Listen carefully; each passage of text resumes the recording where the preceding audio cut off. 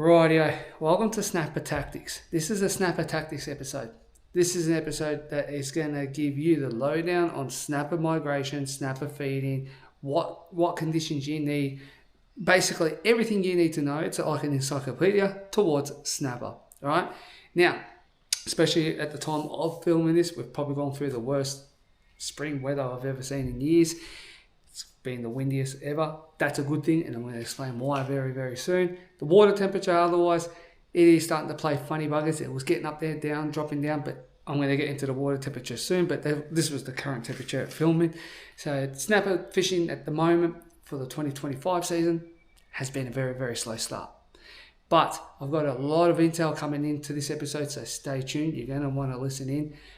I'm going to be explaining everything. Doesn't matter if you're a 10-year, 20-year, 30-year, 40-year veteran in snapper, newbie, you happen to know most of this information, you could happen to know all of this information, and it might just refresh some things in your head that you've forgotten about. Awesome.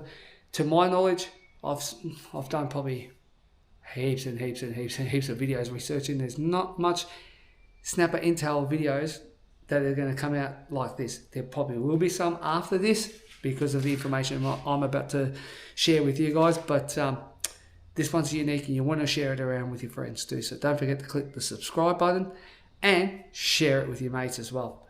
Hey, everyone can do with a bit of knowledge, when especially comes to snapper. We fork out a lot of hard-earned money chasing these big red fish. So this episode's based on Port Phillip Bay with a little bit of intel of Western Port Bay. In saying that, it doesn't matter where you are in Australia, 95% of this intel will work in other states as well.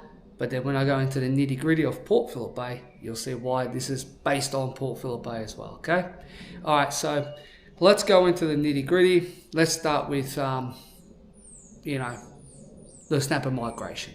So, as far as we know with fisheries research, most of our snapper that come into Port Phillip Bay are western and eastern stock, but majority are western stock snapper. So you've got the Portland coastline all the way to the border of South Australia. There is some snapper that do cross the border into Victoria to do their migration as well, but majority of the snapper come from the west coast of Victoria that sit out offshore and during the winter periods, okay? And they slowly start to make their migration down the west coast of Victoria. Then we've got the east coast snapper that will start to move down from the east like this, right, straight down the east side, with majority will be stopping into Port Welshpool, and they're the mega reds that they get down there too. So you got the mega reds that will stop into Welshpool. Then we'll have the snapper heading into Western Port Bay, and that's why Western Port Bay has a slight earlier run than us.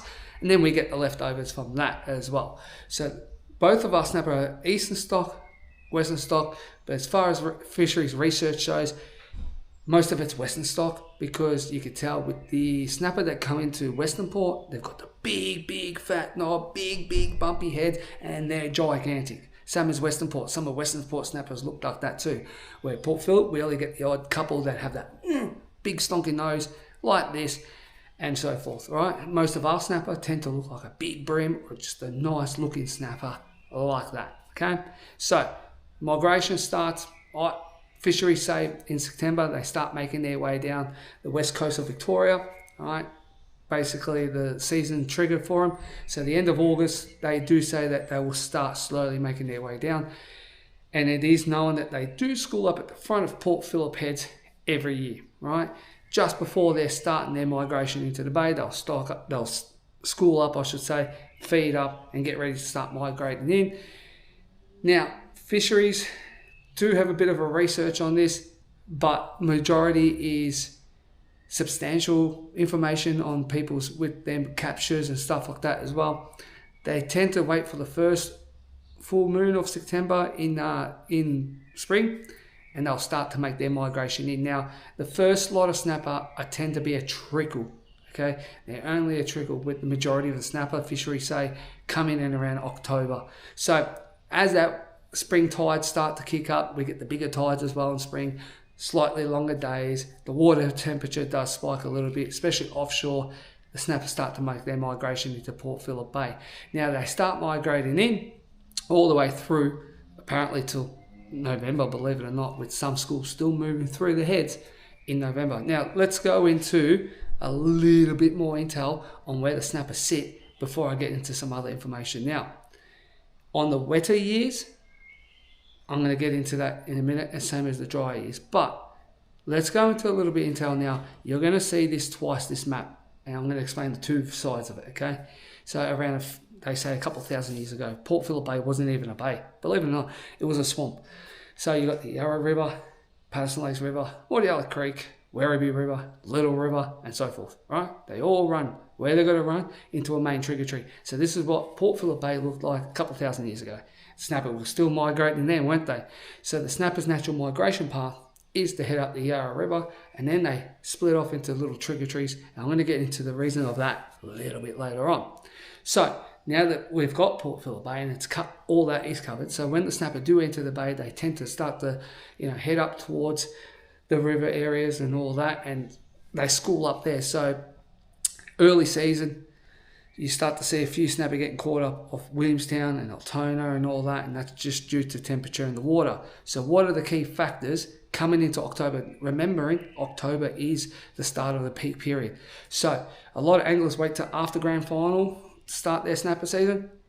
I used to go through hard in September myself. I used to fish harder and hard and hard with the boys, and we do a lot of turn and burning for only 1, 2 or 3 fish. But then once October comes, we start getting more and more and more, and that's due to the water temperature. So right now, if you're fishing the top end of Port Phillip Bay, it would be slightly, not too much, slightly warmer than the middle of the bay, if you get what I'm trying to say. So any snapper that have come into the bay right now, or early into any season, they tend to move straight up to the top end of the bay quickly to that warmer water. Okay, so what are the key factors that you need for snapper season to increase your catch rate, find your fish, and so forth? I'm going to go through this right now like an encyclopedia, so you're going to want to listen closely. All right, so your temperature of the water is a major factor for Port Phillip Bay snapper. When they enter the bay, a lot of the new fish that come from the ocean that is actually slightly warmer than Port Phillip Bay at that point, they will slow down and probably not eat as much. The early season snapper that you're going to get right now in September is usually the resident fish that stayed all year. They've noticed that spike from 8 degrees, 9 degrees water to 12.8, 13. Okay, they've noticed that temperature spike. They trigger a little bit of a bite, and that tends to be the early season snapper that you see. Have a look at photos of early season snapper. They tend to be a little bit more silver, a little bit more pink. The new fish from Bass Strait and the Southern Ocean and the eastern side, they tend to be blood red with blue fins like this. Check this out, right? How great do they look when they're lit up like that? Oh, it's getting me blood boiling now. Anyway, so let's go into a fair few key factors for your snapper success. Right, let's start off with water temperatures. So we head past September, we're heading into October, and you're gearing up, you're getting all your snapper gear ready, and you're getting ready to head to the boat ramp for your first run of snapper. Right, water temperature.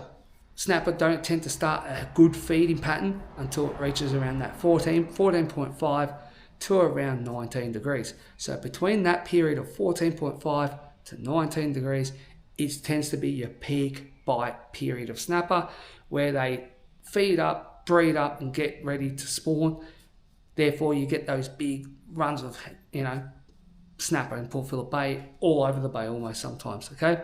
So you got your peak period water temperature. Right, now, what are the other key factors that you actually need for a solid bite of snapper? Peak times. Now, what I mean by peak times is your sunrise or your sunset, right?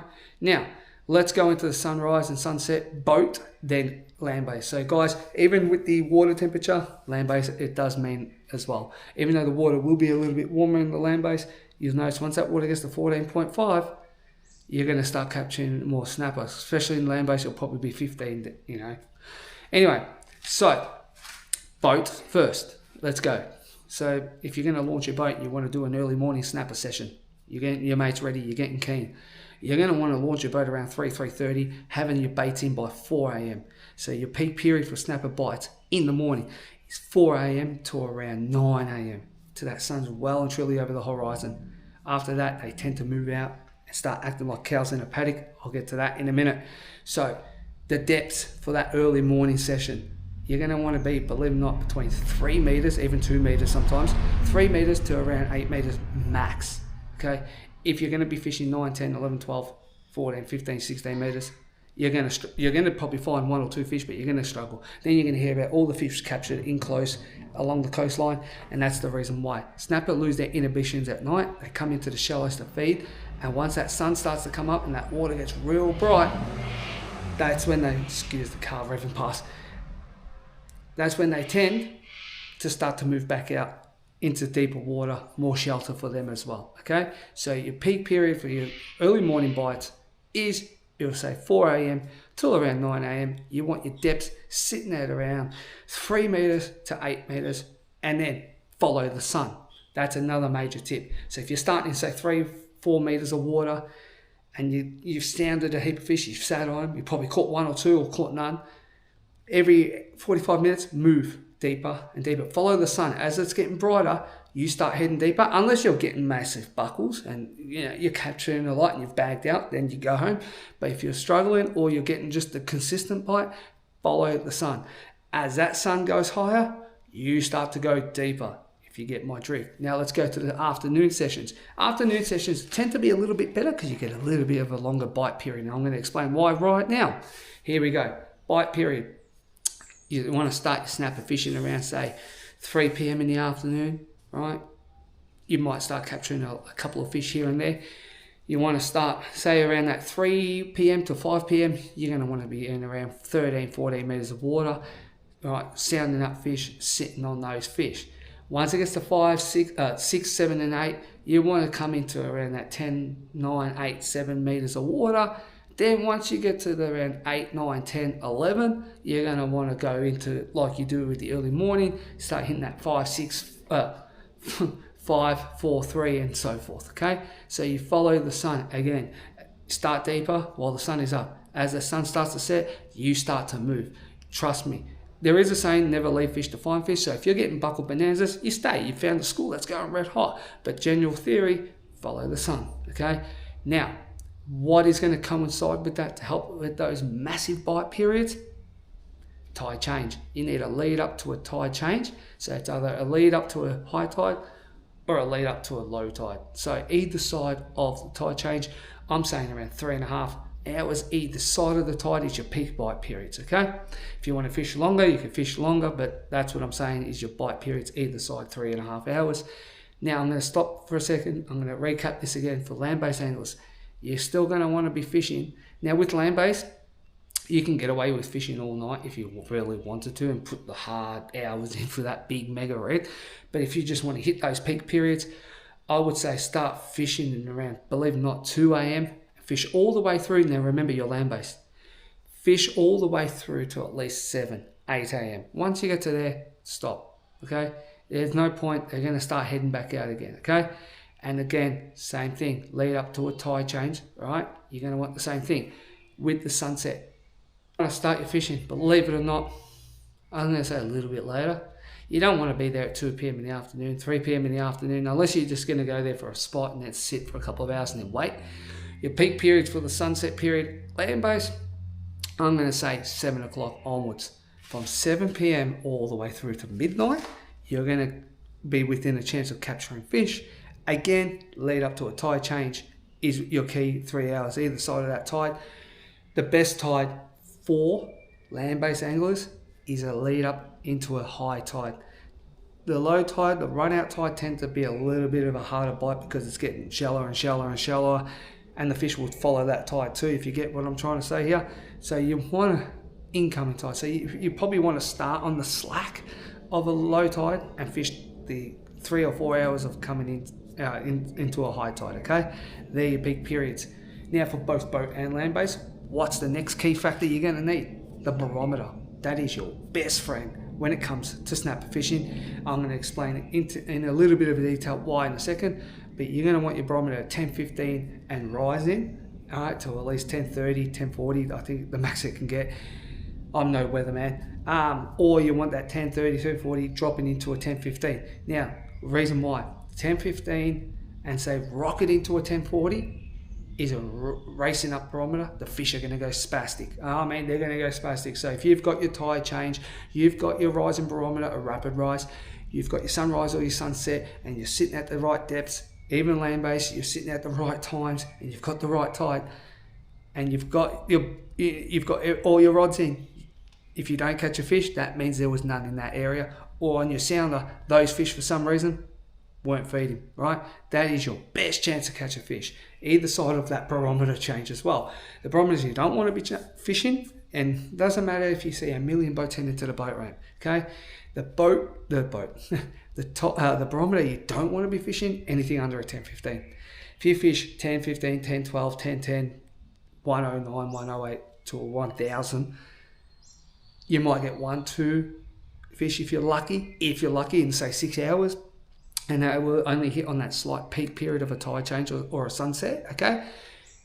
Trust me, even when it's a 10-12 barometer and dropping, I stay home.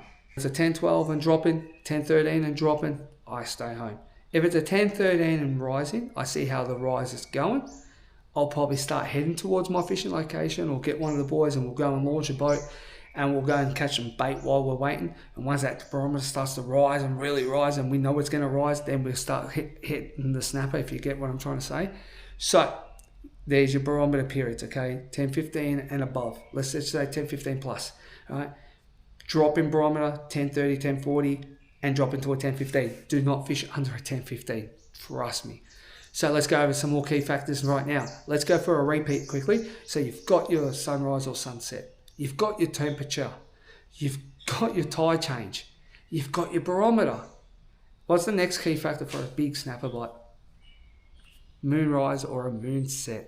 If you can coincide those factors all together, you're going to have a snapper session of your life. Okay, you find those fish on your sounder, you sit on those fish, you burley for those fish will go at some point.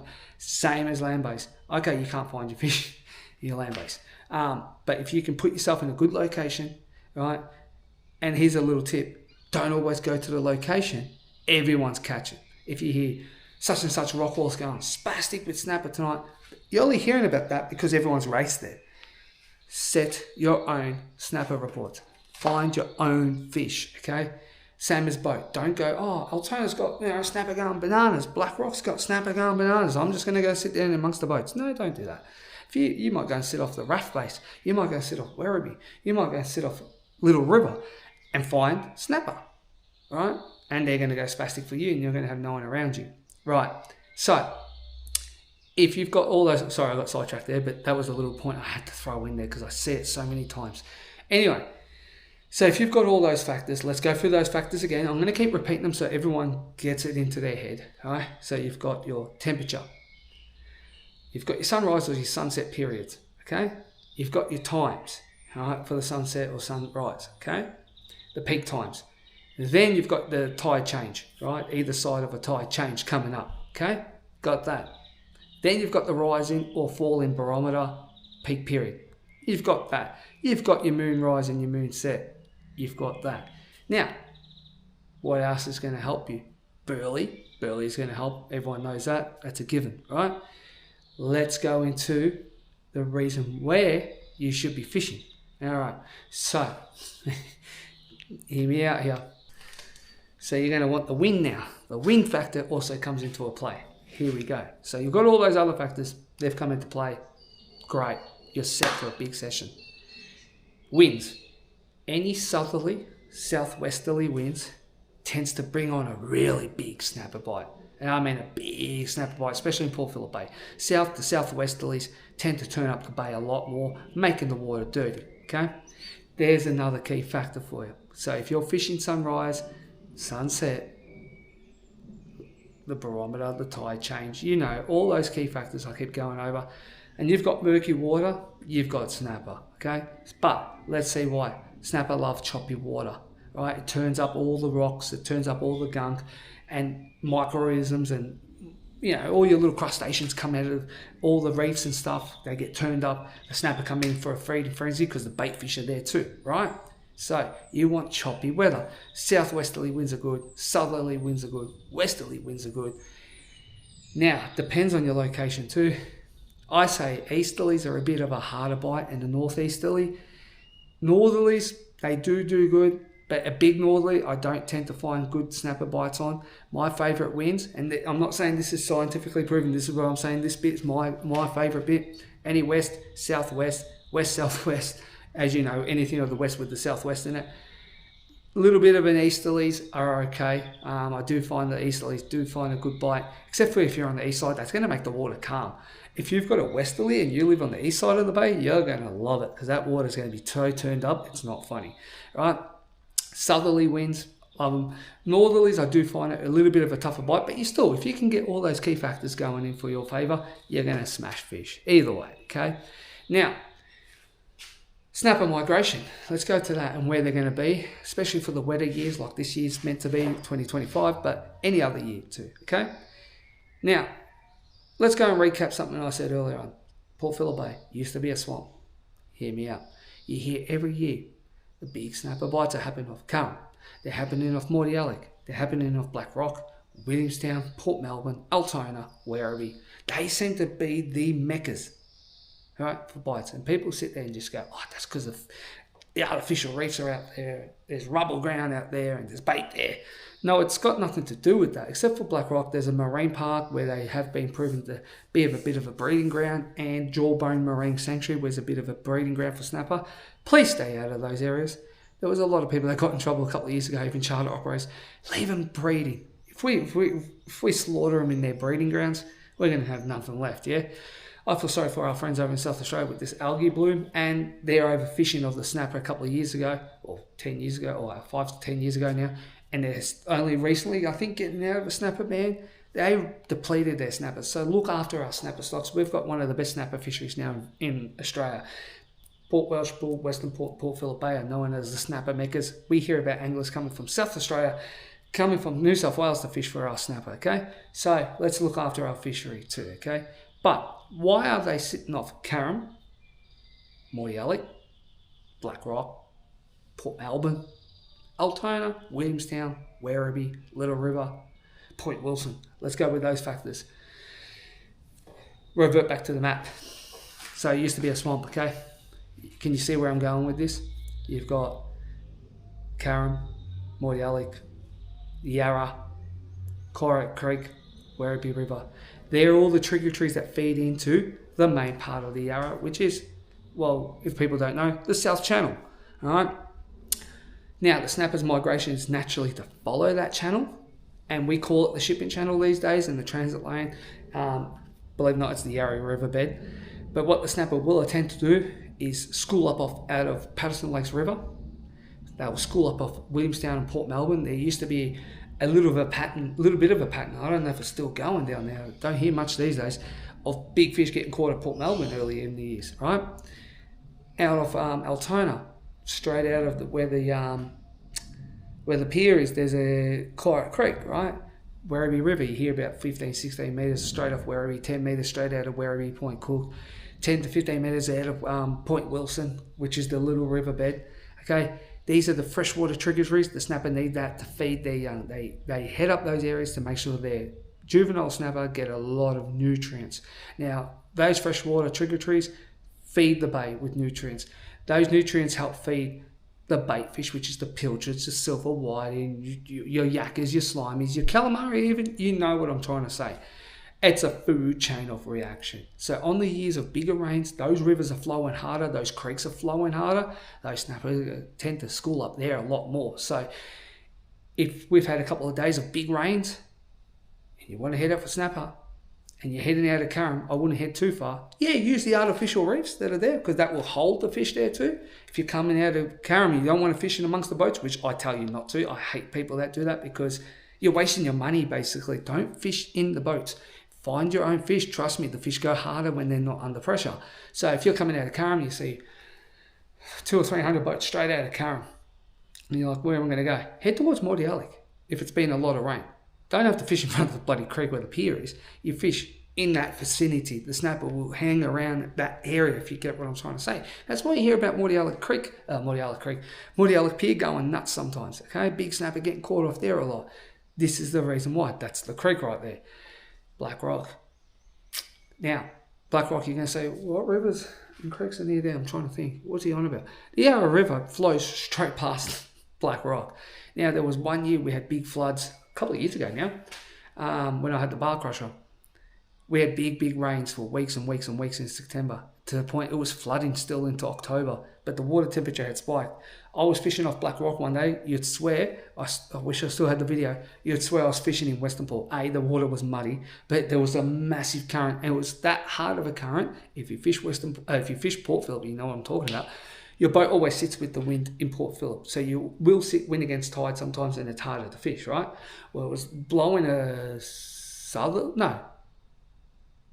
it was blowing a big southerly that day, yeah, it was, and it was a run out tide. So we had wind and tide doing that. Guess which way I was sitting? Like you would in Western Port. And I actually had to put the video, I go, I've got water coming up over my transom because of the current. We caught a lot of snapper that day. It was Jack and I and Moonsy and all that. We caught a lot of snapper. We had a great day on the water that day, it's safe to say. There was other years where we've had a bit of a rain. I'll sit off at the back of Willie Footy Ground, but I'd sit near the current where the Yarra's flowing out, or I'll sit in that vicinity of the footy ground, smash a lot of fish. I'll head out off Altona one day and I'll see a lot of boats sitting at Williamstown, sitting at Port Melbourne. Black Rock is flooded with fish. P2, because it's along the Yarra River there. I'll head towards Point Cookway, where the Chlorate Creek is. We smashed a lot of fish. Coming out of Werribee, I see a lot of people head towards Point Cook, head towards Point Wilson. We caught a lot of fish because the little river trigger-tree. So what I'm trying to say is, guys, find those freshwater trigger-trees and fish in those general areas. Even when you're doing the sunrise, sunset, following the depths, following the water temperatures, you name it. If you're doing all those factors I said before, and you can sit in those vicinities of those freshwater trigger-trees, you're going to catch way more fish. Even in those drier years, hear me out, the snapper's still going to search for that fresh water, right? They're still known to head up that way. It's almost like the southern bluefin tuna. They know their migrations every year, okay? It's like the whiting. The whiting know where to come to breed every year, which I'll get into that in another video, because people think they do what the snapper do. They don't. Anyway, so it's the keep it simple, stupid method when it comes to weather and stuff like that. Please fish to your boat's ability. If we've got 2 weeks like we have at the moment, 3 weeks of winds and no one can get out, and you're itching to get out and you're just desperate to get out. Doesn't matter if you own a boat, go land-based. You're going to catch a fish or two. You guarantee it. The water temperature's right, or the water colour is right, and the roughness is right, you're going to catch a fish. Right now, as we speak, the water's only 12.8 degrees and we're almost into October. We're at the end of September, or we're at 26 or something like that. I don't know. I haven't checked the date. We're towards the end of September now that this episode's going up, and the water temperature's not even touching 13, but they're catching fish out of Port Allen's and Rockwall at the moment. We've heard of Altona Pier seeing a couple of snapper already. We've heard of Mornington's had a couple of snapper because of those big blows. Mornington, Mount Martha Rocks have got a lot of fish getting caught at the moment. Like, when I say a lot for land-based, 2 or 3 at a time, okay? Hear me out. But I'm saying, even though the water temperature's not right, land-based is always a good option. Hey, it's cheaper. You can take a couple of beers and sit back for a fair few hours, yeah? You don't have to rely on that weather. If a big wind change comes through, you don't have to race home. You can sit there and laugh with the boys and have a good fish.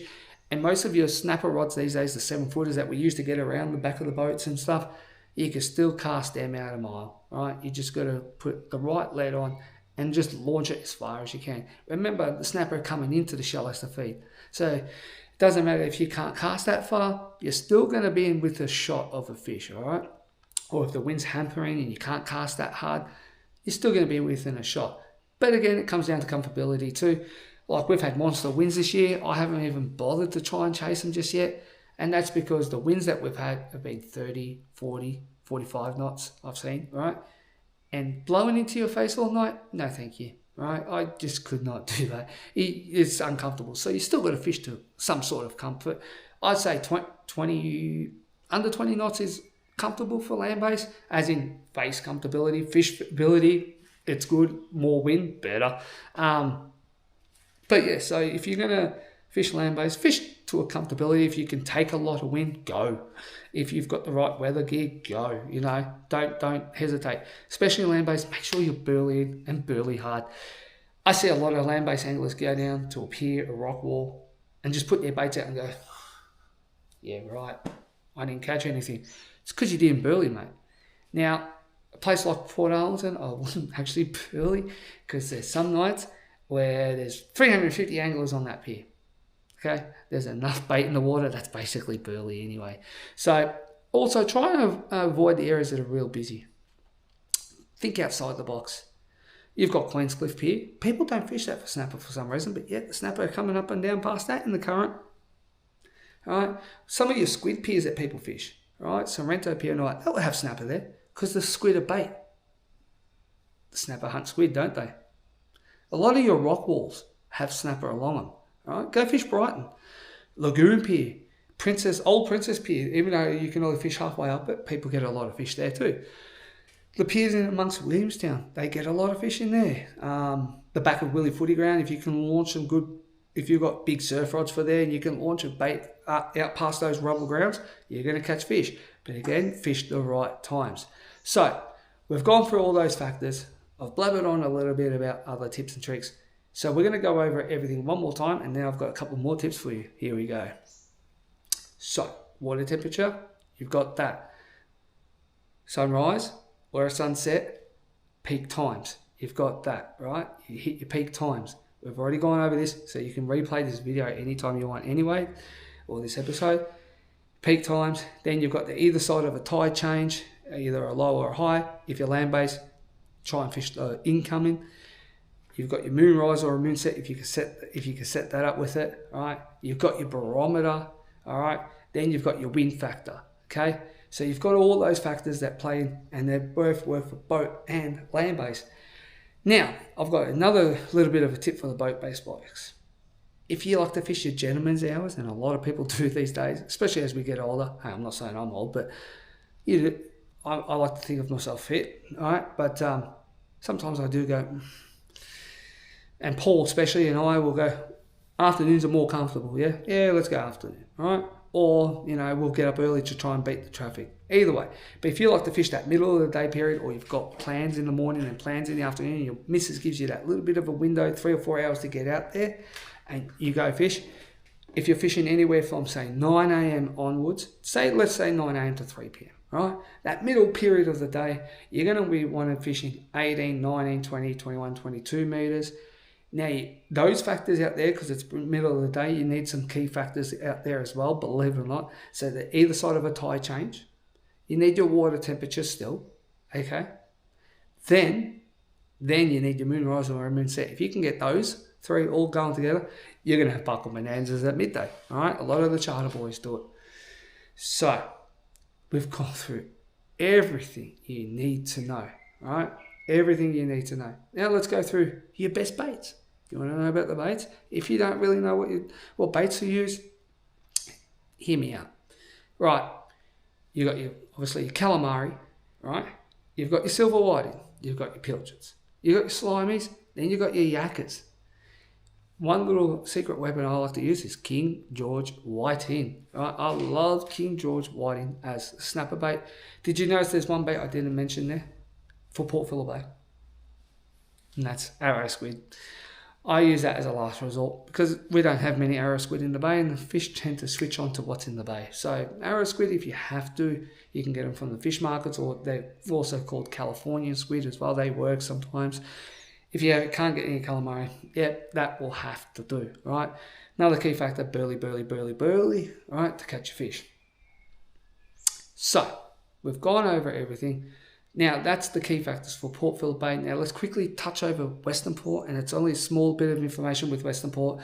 I do fish Western Port a bit, but there's only some key factors that relate back to Port Phillip that I can mention for you guys here.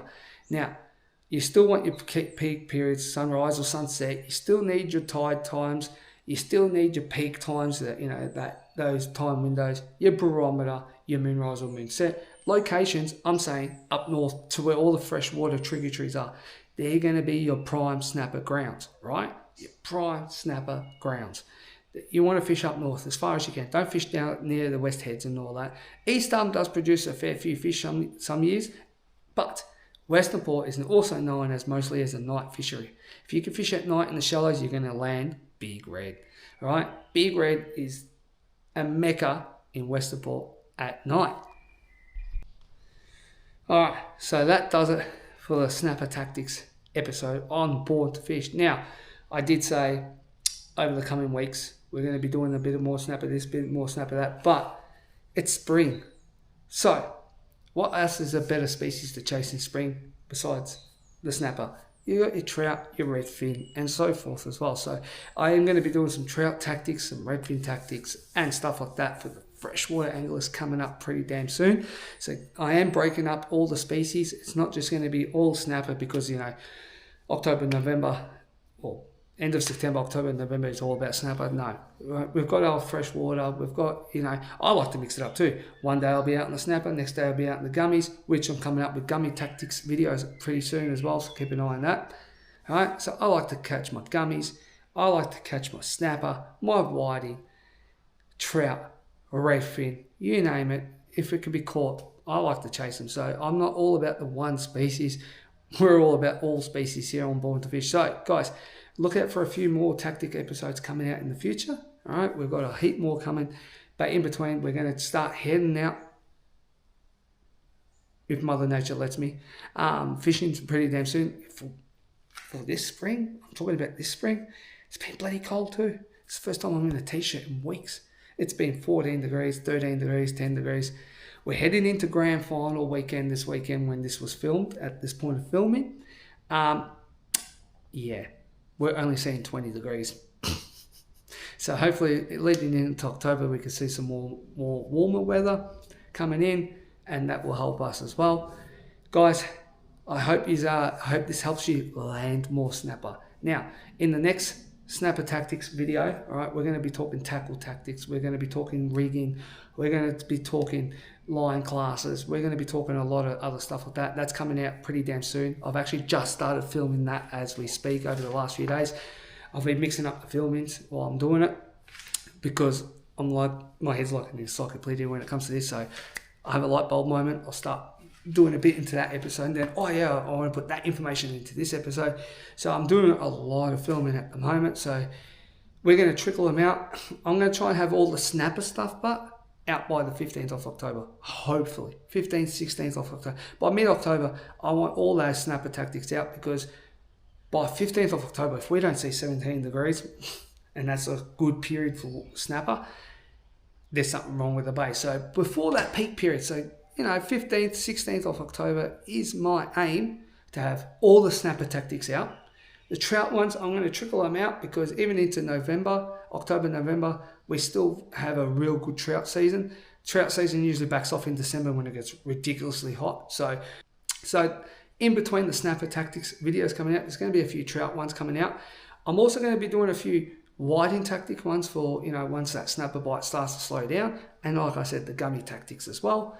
So guys, stick around. We've got a lot of tactic videos coming up, so more informative as well. Like I said last time, we're going to be covering everything from land-based to boat-based fishing. I myself will be doing boat-based, land-based, so we're just mixing it all up at the moment. So guys, there's a lot more variety coming on the channel. And a little heads up, like I said in the first episode, the videos aren't week to week to week if we can't because of the fish. I just want high quality content. I want consistent content. So there might be a bit of a break in between episodes, and that's just because the fishing has been slow or life has gotten the better of us and busy lifestyle outside of fishing. So guys, stick around. There's a lot more episodes to come, but like I said, it's only when it's going to be quality content. The tactics videos, I'm going to try and spread them out so they're almost weekly, but as in hot fishing content, especially when you come to land-based fishing, let's face it guys, land-based, you don't catch fish every day. So if I do 4 or 5 land-based trips, there might not be an episode for a week or two, you know what I'm saying? So guys, I hope the Snapper Tactics video has helped you out. Stay tuned for more tactic videos coming out soon. Like I said, I've already started filming those ones to help everyone land more fish. I'll see you guys in the next episode. Hopefully in between the next episode, we've actually gotten out and caught some fish, hopefully. And it all depends on this. Like, seriously, this at the point of filming, look at that. All right, have a look, quick. See, Sunday? Yeah, the next flat period is at midnight on Sunday. We've had 2 weeks of wind, and the wind starts to drop on a Sunday, and I'm like, oh, can I get out this weekend? Not till midnight. So hopefully I can get out. Hopefully the wind changes. If it does, we're going to get out. We're going to try and catch some fish. If not, oh well, so be it. But guys, stay tuned. There's a lot more content coming, especially all your tactics videos and hopefully high fishing content.